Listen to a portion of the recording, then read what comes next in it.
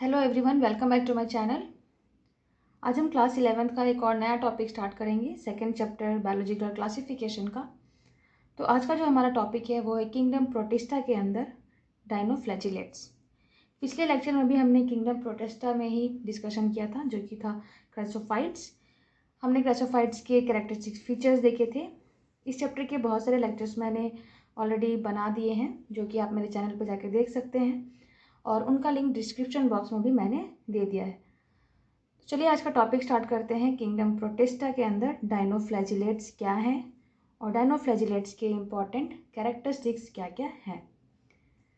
तो डायनोफ्लैजिलेट्स क्या होते हैं कि ये यूनिसेलुलर प्रोटिस्ट्स हैं जिनके पास दो फ्लैजिला होता है। इसके नाम से ही याद रखना है, यहाँ पे डायनो का मतलब हो गया दो फ्लैजिला, डायनोफ्लैजिलेट्स का मतलब ही हो गया दो फ्लैजिला।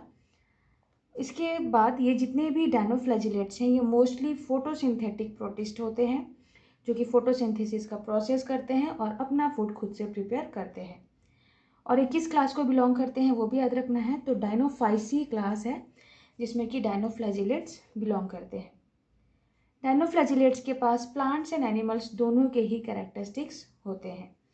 तो ये चीज़ों को थोड़ा याद रखना है। अब हम देखेंगे इनके इम्पॉर्टेंट कैरेक्टरिस्टिक्स क्या क्या हैं। तो चलिए एक एक करके डिस्कस करते हैं।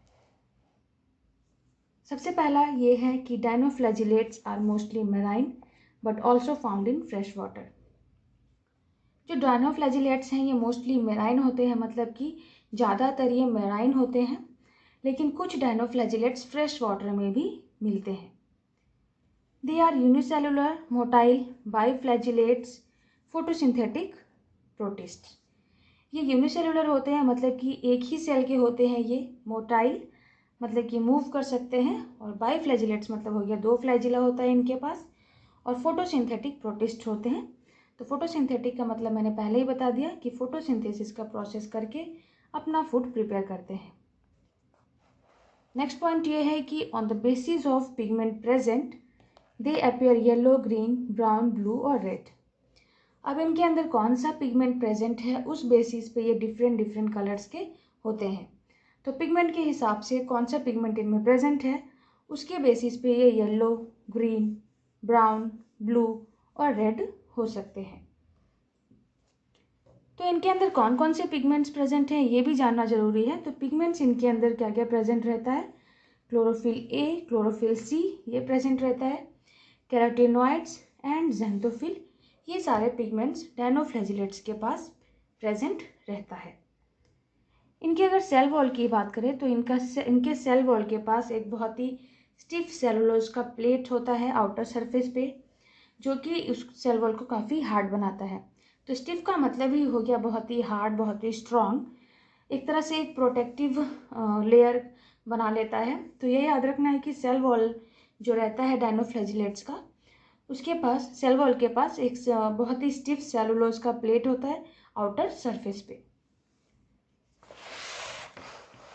तो कुछ नेक्स्ट पॉइंट्स हम देख लेते हैं और इनके क्या क्या कैरेक्टरिस्टिक्स हैं। They have two flagella, one lies longitudinally and the other transversely in a furrow between the wall plates.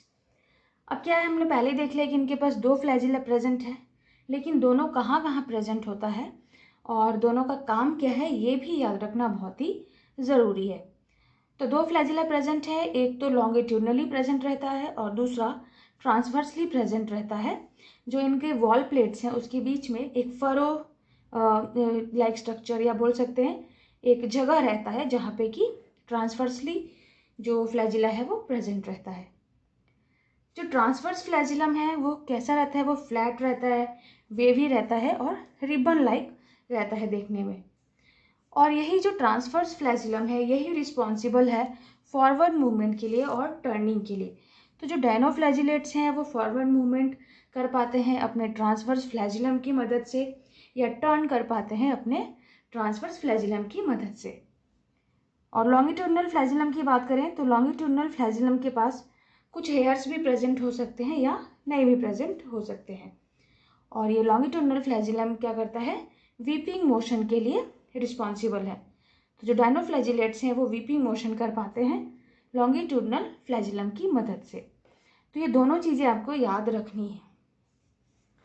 एक डायग्राम के थ्रू अगर हम समझें तो इनमें किस तरीके से फ्लैजिलम प्रेजेंट रहते हैं देखते हैं। तो यहाँ पे हम देख रहे हैं कि ये हो गया इसका वॉल प्लेट से अगर बात कर ले तो ये उसका स्ट्रक्चर हो गया, और बीच में यहाँ पे देखिए एक फरो लाइक स्ट्रक्चर है, या बोल सकते हैं एक गैप है और या एक रिज है बोल सकते हैं, जिसके बीच में ट्रांसवर्स फ्लैजिलम प्रेजेंट है। और ट्रांसवर्स फ्लैजिलम हमने पहले ही बताया कि फ्लैट वेव लाइक या रिबन लाइक होता है। लॉन्गिट्यूडनल फ्लैजिलम ये वाला है जो कि लॉन्गिट्यूडनली प्रेजेंट है।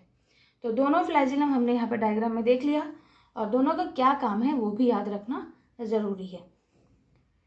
अब अगर हम बात करें डायनोफ्लैजिलेट्स की रिप्रोडक्शन की, तो ये अपना रिप्रोडक्शन करते हैं, मोस्टली अपना जो रिप्रोडक्शन है वो असेक्सुअल मेथड से करते हैं, और असेक्सुअल मेथड में भी बाइनरी फ्यूजन से इनका रिप्रोडक्शन होता है primarily. Binary fusion asexual reproduction का एक टाइप है, लेकिन कुछ डायनोफ्लैजिलेट्स ऐसे भी हैं जिनका रिप्रोडक्शन सेक्सुअल मेथड से भी होता है। लेकिन आपको याद रखना है कि प्राइमरीली इनका जो रिप्रोडक्शन है वो असेक्सुअल मेथड में बाइनरी फ्यूजन से होता है। जो डायनोफ्लैजिलेट्स है वो अपने फूड को स्टोर करके रखते हैं in the form of starch like carbohydrates and oils. तो ये भी याद रखना है कि अपने फूड को किस फॉर्म में स्टोर करते हैं। तो अपने फूड को स्टोर करते हैं स्टार्च के फॉर्म में एंड ऑयल्स के फॉर्म में। नेक्स्ट मोस्ट इम्पॉर्टेंट एक चीज़ याद रखना है आपको, जो इनका बहुत ही यूनिक कैरेक्टरिस्टिक्स फीचर है। जो मैराइन डायनोफ्लैजिलेट्स हैं ये बायोलुमिनिसेंस की प्रॉपर्टी को शो करते हैं। बायोलुमिनिसेंस मतलब क्या हो गया कि लाइट को इमिट करते हैं, ये चमकते हुए दिखाई देते हैं। जैसे कि अगर हम बात करें जुगनू जो कि लाइट को इमिट करता है, उसी तरीके से जो मैराइन डायनोफ्लैजिलेट्स हैं इनके अंदर भी लाइट इमिट करने की प्रॉपर्टी प्रेजेंट होती है, क्योंकि इनके अंदर एक एंजाइम प्रेजेंट है जिसका नाम है ल्यूसीफरेज, और इनके बॉडी के अंदर कुछ बायोकेमिकल रिएक्शन होते हैं जो एंजाइम प्रेजेंट है लूसीफरेज उसकी मदद से, और इनके अंदर एक प्रोटीन प्रेजेंट होता है जिसका नाम है लूसीफरेज। तो ये एंजाइम और प्रोटीन इनकी वजह से इनके बॉडी में कुछ बायोकेमिकल रिएक्शन होता है और ये लाइट को इमिट करते हैं। तो लाइट इमिट करने से इनको कुछ बेनिफिट्स भी हैं। लाइट इमिट करने से ये अपने आप को डिफेंस कर पाते हैं अपने प्रेडिटर से, तो ये इनके लिए फ़ायदेमंद है। नेक्स्ट अगर हम कैरेक्टरिस्टिक्स की बात करें तो डायनोफ्लैजिलेट्स जैसे कि गोनायोलेक्स कैटिनेला, ये जो है ये क्या करता है कि बहुत ही एक टॉक्सिक प्रोड्यूस करता है जिसका नाम है सक्सीटॉक्सिन, और सी वाटर में ये टॉक्सिक प्रोड्यूस करता है जो कि बहुत ही ज़्यादा पॉइजनस होता है वर्टिब्रेट्स के लिए, जैसे कि फ़िश हो गए या अदर एक्वेटिक एनिमल्स हो गए। उसके लिए ये जो टॉक्सिन प्रोड्यूस हुआ है वो काफ़ी हार्मफुल होता है इनके लिए, जिसकी वजह से फिशेज और अदर एक्वेटिक एनिमल्स मर भी जाते हैं कभी कभी। तो ये भी आपको याद रखना है कि कौन सा टॉक्सिन प्रोड्यूस होता है। नेक्स्ट इम्पॉर्टेंट फीचर अगर हम देखें तो ये है इसका characteristics, dinoflagellates multiply rapidly and often lead to population explosion. अगर अच्छा कंडीशन मिले, अच्छा न्यूट्रिशन मिले और फेवरेबल कंडीशन मिले तो जो डायनोफ्लैजिलेट्स है वो बहुत ही रैपिडली मल्टीप्लाई करते हैं और अपने पॉपुलेशन को बहुत जल्दी बढ़ा लेते हैं, जिसे कि एल्गल ब्लूम कहा जाता है। अब क्या होता है कि ये जो ब्लूम्स हैं उनसे एक टॉक्सिन रिलीज होता है जो कि बहुत ही एक्सट्रीमली पॉइजनस होता है, और ये जो टॉक्सिक एल्गल ब्लूम है इसी को रेड टाइड कहा जाता है, जो कि एक्चुअल में रेड कलर के ही वहाँ पे जिस जगह पे ये ग्रो करते हैं वहाँ पे रेड कलर दिखता है। तो ये चीज़ें आपको याद रखनी है कि एल्गल ब्लूम क्या है जिसे कि रेड टाइड कहते हैं, क्योंकि वहाँ पे क्या होता है कि डायनोफ्लैजिलेट्स बहुत ही जल्दी ग्रो करते हैं और वहाँ पे वो टॉक्सिक भी प्रोड्यूस करते हैं। तो याद रखना है कि ये रेड कलर के होते हैं जिसकी वजह से रेड टाइड कहा जाता है। तो ये कुछ इम्पॉर्टेंट कैरेक्टरिस्टिक फीचर्स थे डायनोफ्लैजिलेट्स के। उम्मीद है आपको जितने भी फीचर्स मैंने यहाँ पे समझाए हैं, जितने भी कैरेक्टरिस्टिक्स एक्सप्लेन किए हैं, वो सारे के सारे अच्छी तरीके से समझ में आए होंगे। तो नेक्स्ट लेक्चर में इसी चैप्टर का एक और नया टॉपिक में फिर से लेके आऊँगी।